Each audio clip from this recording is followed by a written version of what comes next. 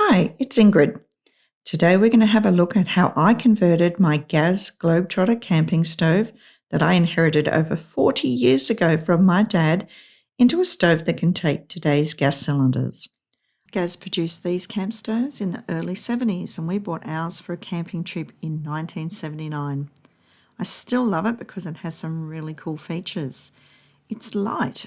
It weighs about 500 grams with the gas canister. It comes with two aluminium pots with a handle that slots into the bracket on the side, and the second pot can be nested to actually make a double boiler. I reckon it's been at least 40 years since this stove has been used, but as you can see, it's still functional. The real issue is that there is only one canister that fits into that stove, and it's the Gaz GT 106 containing 90 grams of butane. It's almost identical in size to the canisters used today, which contain 110 grams of a butane propane gas mixture, but the top is different. So this one actually pierces down into the canister and you can't use the modern day canisters.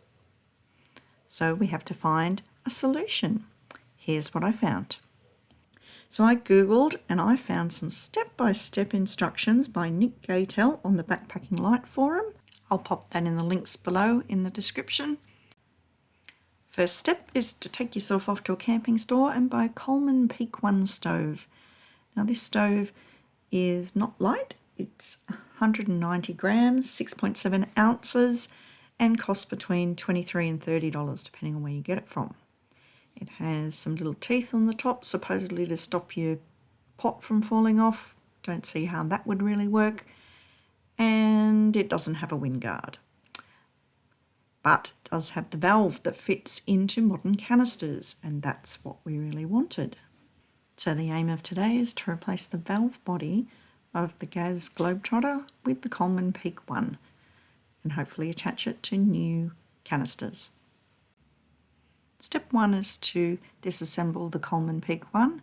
I used a tiny screwdriver to wedge open the plastic covering around the valve body and remove the stove top. Then I unscrewed the stove support and the little tube that led to the stove top until I just had the knob with the valve, which is the bit I needed.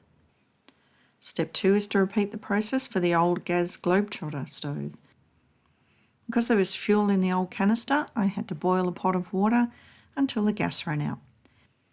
Then I unscrewed the top from the canister, then proceeded to dismantle the stove top from the valve body. Now you can see I've got the old Gaz Globetrotter one with the puncture end down the bottom and the new Coleman Peak 1 screw-on valve body that goes onto the new canisters. Then it was time to see if we could put old stovetop onto new valve body, new canister, and see if it worked. And it did. And it fits nicely into the pot. My first overnight camp was during COVID, so I had to test it out in my backyard on my fake grass. But it worked and it made an excellent cup of tea.